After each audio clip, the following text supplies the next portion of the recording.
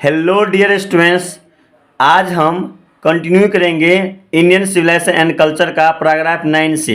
इससे पहले हमने पैराग्राफ 8 तक पार्ट 1 और पार्ट 2 का वीडियो मैं अपलोड कर दिया हूँ, अच्छे से बताया हूँ, समझाया हूँ, तो प्लीज़ जाके देख लेना। बहुत ही अच्छे से बताया हूँ।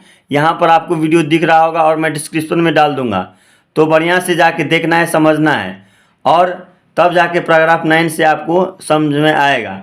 तो पैराग्राफ 9 से आज मैं कंटिन्यू करूँगा, बढ़िया से बताऊँगा, ध्यान से देखना है, समझना है। चलिए स्टार्ट करते हैं। कह रहा है पैराग्राफ 9 में, the Indian civilization as described by me. Indian civilization को जैसा मेरे द्वारा वर्णन किया है, बताया गया है, किसके द्वारा? महात्मा गांधी के द्वारा। तो महात्मा गांधी ने जैसा बताया गया है, has been so described by its votaries, वैसा ही यहाँ के वोटिज यानी समर्थक या आम लोगों के द्वारा वैसा ही बताया गया है। जैसे महात्मा गांधी बताते हैं इंडियन सिविलाइजेशन के बारे में, वैसा ही उसके यहाँ के समर्थक और आम लोग भी वैसा ही इंडियन सिविलाइजेशन के बारे में कहते हैं।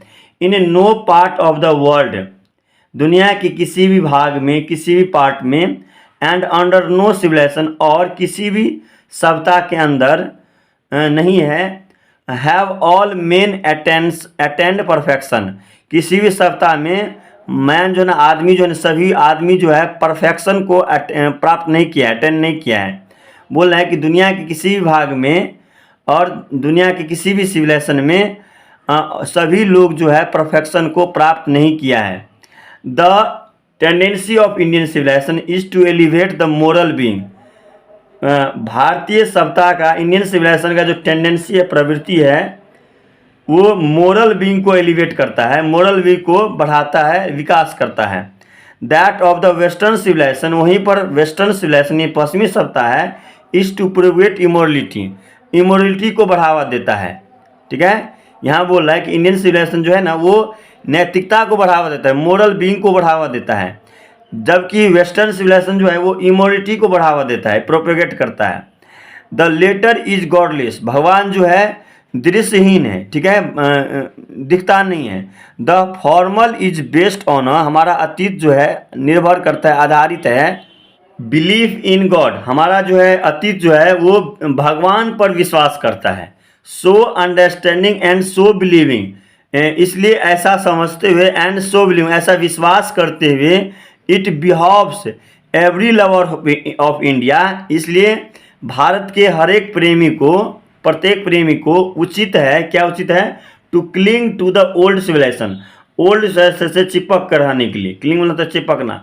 ओल्ड सिविलाइजेशन, ओल्ड इंडियन जो सिविलाइजेशन, भारत, पुराना जो भारतीय सभ्यता है, उससे चिपक कर रहना चाहिए प्रत्येक भारतीय प्रेमी को, ये अच्छा है। ठीक है, even as a child cling to the mother's breast, जिस तरह से एक बच्चा जो है माँ की छाती से चिपका रहता है, उसी तरह से भारत के हर एक प्रेमी को अपने ओल्ड सिविलाइजेशन से चिपक के रहना चाहिए। ठीक है, ये बोल रहा है कि पैराग्राफ 10 में कह रहा है, I am no hater of the West, ऐसा नहीं कि मैं पश्चिम का दुश्मन हूँ, यानी पश्चिम सभ्यता से मैं दुश्मन करता हूँ, या यानी नफरत करता हूँ। अब यहाँ पर इतना महात्मा गांधी ने इतना चीज़ लिख दिया है, पैराग्राफ 9 तक बहुत ही भला बुरा कहा है। तो यहाँ पर कुछ जो है उसकी प्रशंसा कर रहा है इंडियन सिविलाइजेशन, पश्चिमी सभ्यता का। क्या कर रहा है? I am no hater of the West, मैं पश्चिमी सभ्यता का दुश्मन नहीं हूँ, उससे नफरत नहीं करता हूँ। I am thankful to the West, मैं शुक्रगुजार हूँ, किसका? वेस्ट का, पश्चिमी सभ्यता का। फॉर मेनी अ थिंग, बहुत सारी चीज़ों के लिए, बहुत सारे चीज़ों के लिए। आई have learned from western literature, जो हमने जो पश्चिमी साहित्य है उससे मैंने बहुत कुछ सीखा है। बोला है कि यहाँ से यहाँ तक, I am no hater of the West, I am thankful to the West for many a thing I have learned from western literature. बोला मैं दुश्मन नहीं हूँ पश्चिमी सभ्यता का, मैं थैंकफुल हूँ, मैं शुक्रगुजार हूँ कि मैंने जो है बहुत कुछ सीखा है पश्चिमी साहित्य से। ठीक है, but I am thankful to modern civilization, और मैं धन्यवाद करता हूँ मॉडर्न सिविलाइजेशन को, फॉर टीचिंग मी, मुझे सिखाने के लिए, फॉर टीचिंग में मुझे सिखाने के लिए, दैट कि if I want India to raise to its fullest height, अगर इंडिया को बढ़ना है, ठीक है, फुलेस्ट हाइट, उच्च शिखर पर, अगर इंडिया को पहुंचना है उच्च शिखर पर, I must tell my countryman frankly, मैं अपने देशवासियों से, कंट्रीमैन मतलब देशवासियों, अपने देशवासियों से फ्रैंकली मतलब साफ साफ, अपने देशवासियों साफ साफ कहना चाहता हूँ कि, क्या कहना चाहता है कि after years and years of experience of modern civilization, सालों साल जो मैंने मॉडर्न सिविलाइजेशन से अनुभव किया है, क्या क्या अनुभव किया है, I have learned one lesson from it, हमने एक चीज़ सीखी है, क्या चीज़ सीखी है, and that is that we must shun it all costs, हमने एक चीज़ सीखी है कि किसी भी हालत में, किसी भी सिचुएशन में, किसी भी कीमत पर अपने जो है अपने सिविलाइजेशन को हम जो है पकड़ के रखेंगे, छोड़ेंगे नहीं, उसको हम मजबूती से पकड़ के रखेंगे, ये कह रहा है। बोल रहा है कि यहाँ तक, यहाँ से बोल रहा है I must tell my countryman frankly, मैं अपने देशवासियों से साफ साफ कहना चाहता हूँ, फ्रैंकली मतलब साफ साफ, मैं अपने देशवासियों से साफ साफ कहना चाहता हूँ कि after years and years of experience of modern civilization, हमने जो मॉडर्न सिविलाइजेशन से अनुभव किया है सालों साल, आई हैव लर्नड वन लेसन, हमने एक पार्ट सीखा, एक चीज़ सीखी है, क्या चीज़ सीखी है, फ्रॉम इट, इससे मॉडर्न सिविलाइजेशन से, and that is that we must shun it all cost, किसी भी कीमत पर जो है अपने सिविलाइजेशन को हम कभी नहीं छोड़ेंगे, चाहे कुछ भी हो जाए। पैराग्राफ 11 बोला what is that modern civilisation, modern civilization क्या है, पूरा मॉडर्न आधुनिक सभ्यता है क्या, ये पूछ रहा है। It is the worship of the material, बोला ये मटेरियल की पूजा है, ये मटेरियल की पूजा है। मटेरियल मतलब होता है जो भी जिस चीज़ से हमें ऐशो आराम मिलता है, सुख सुविधा मिलता है, उसको उस चीज़ को पूजा करना है। जैसे मान लो कि गर्मी लगता है तो हम एसी चला लेते हैं, कूलर चला लेते हैं, अगर हमें जो है कहीं जाना है तो बाइक से चल जाते हैं, जो है गाड़ी का यूज़ करते हैं, अति से ज़्यादा मतलब बहुत यूज़ करते हैं। उसी तरह से अगर हमें सोना है तो चौकी का नहीं यूज़ करके पलंग का यूज़ करते हैं, उस तरह से मोबाइल का यूज़ करते हैं। तो हम बोला कि ये मटेरियल की पूजा है मॉडर्न सिविलाइजेशन है ना, क्या है ये मटेरियल की पूजा है, इस चीज़ की पूजा करना है, इस तरह का भोग विलास करना, ऐशो आराम सुख सुविधा को देखना। It is the worship of the brute in us, ये जो है पशुता की पूजा है, यानी ये हुआ कि हम जिस ईश्वर को जो पूजा करते हैं, इससे हमारे अंदर पशु प्रवृत्ति आ रही है, मतलब जो है हम थोड़ा आलसी हो रहे हैं। पहले जो है हाथ पैर का यूज करते थे सही से, अगर हमें गर्मी लगता था तो हम हाथ वाला पंखा को यूज़ करके हम अपने गर्मी को दूर करते थे, जो है अपने बदन में जो पसीना होता था उसको हम दूर करते थे। लेकिन अब क्या है कि जैसे ही गर्मी थोड़ा लगता है तो हम एसी कूलर का यूज़ करते हैं, ठीक है, यानी अपने अंदर जो है पशु प्रवृत्ति आलसीपन अपने लाइफ में ले आए, अपने शरीर में ले आए।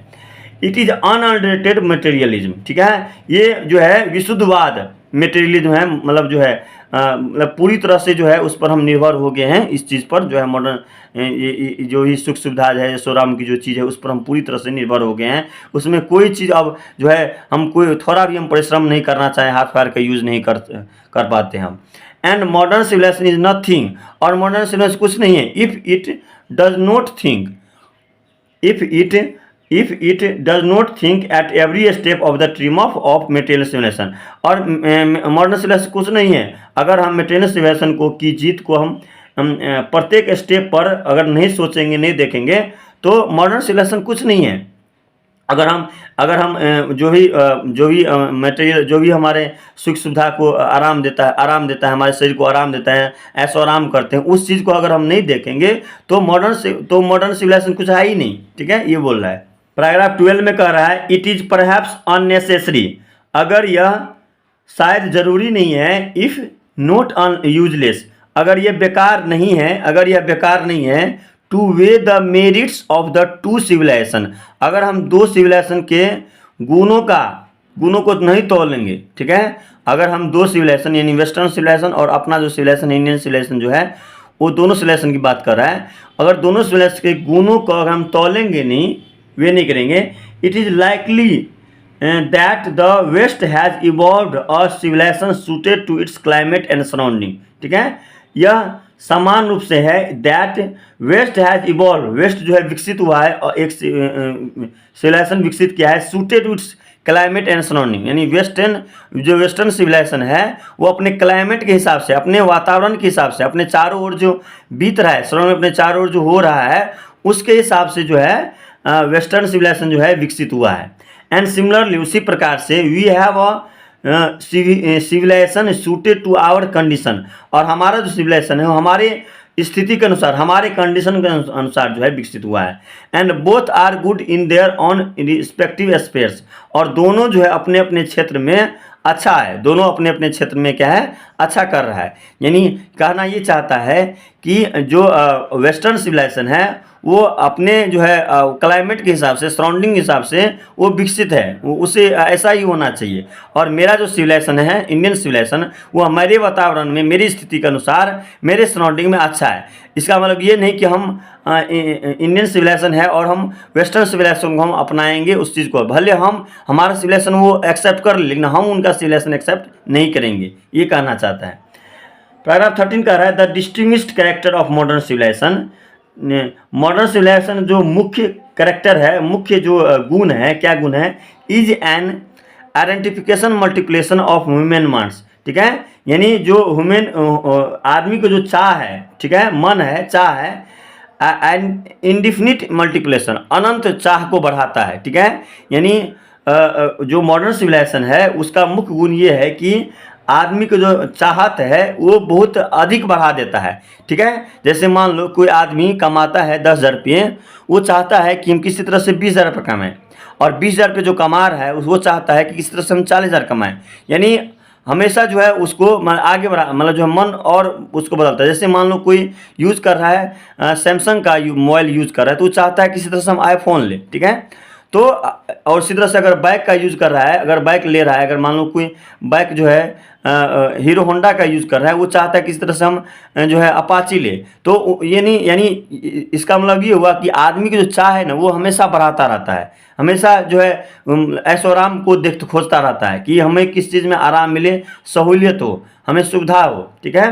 The characteristic of ancient civilisation, और एंशिएंट सिविलाइजेशन जो गुण है, कैरेक्टर है, क्या है, is an imperative restriction upon and strict regulating of these wants. और एंशिएंट जो पुराना जो सिविलाइजेशन का जो गुण है, हमारा जो सिविलाइजेशन का जो गुण है, हमारे सिविलाइजेशन का, वो आदमी की जो चाह है उसको रोकता है, उसको जो है चाह, उस चाह को रोकता है, उस यानी ऐशो आराम को खोजने से रोकता है, उसको जो है उस सीमा को रोकता है, ठीक है। The modern of western insatiableness arises really from want to living faith in future state, ठीक है।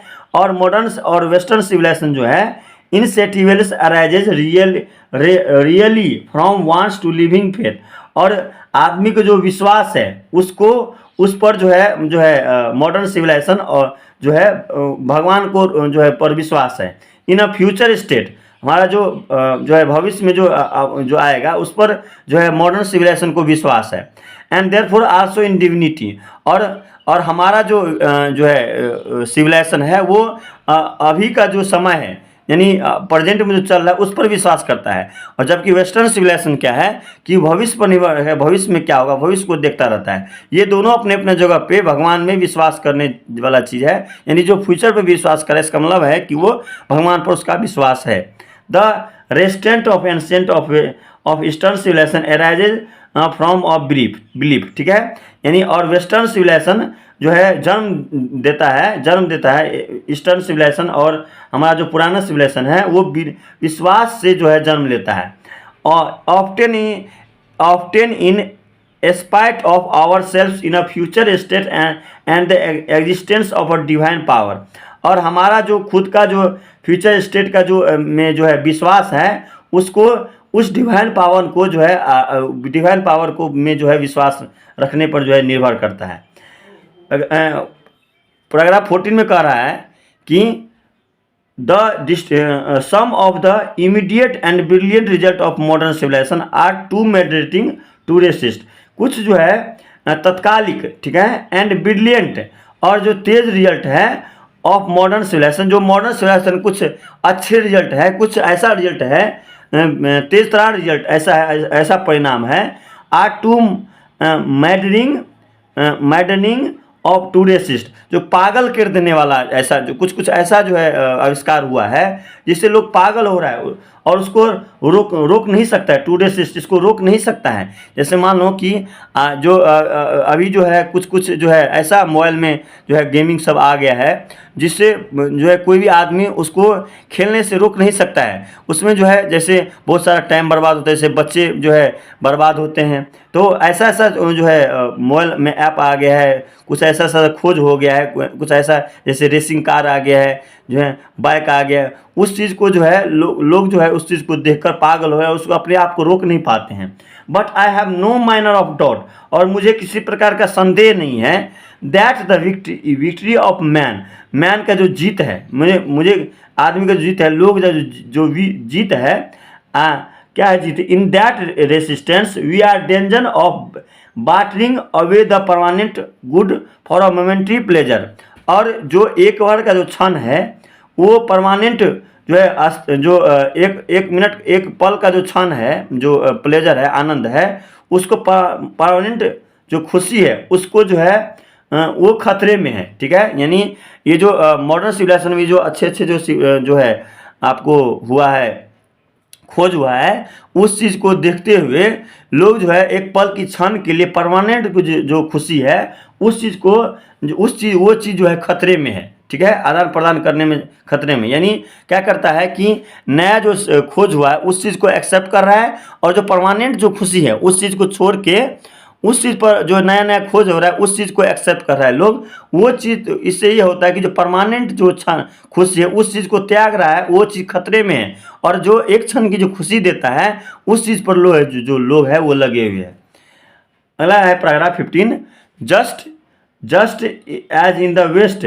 ठीक है, just as in the West they have made wonderful discoveries in these materials. ठीक है, बोल रहा है कि जो मॉडर्न सिविलाइजेशन जो खोज है, just as in the West पश्चिमी सभ्यता जो खोजा है, बहुत चीज़ें खोजा है, जो है आविष्कार किया है। Similarly Hinduism has made still more marvellous discoveries in things of religion of the spirit of the soul. ठीक है, ये बोल रहा है कि जो पश्चिमी सभ्यता जो खोजा है, मतलब बहुत चीज़ को आविष्कार किया है, उसी तरह से हिंदुइज्म हिंदू राष्ट्र जो है बहुत सारे जो है आश्चर्यजनक चीज़ को जो है डिस्कवरी किया है, खोज किया है, जैसे religion, spirit of the soul. ठीक है, यानी धर्म को, भावना को और आत्मा की खोज में जो है हमारा जो हिंदू राष्ट्र है वो महत्वपूर्ण खोज में, जैसे मान लो कि जो भी चीज़ है, जैसे मान लो ऋषि मुनि जो भी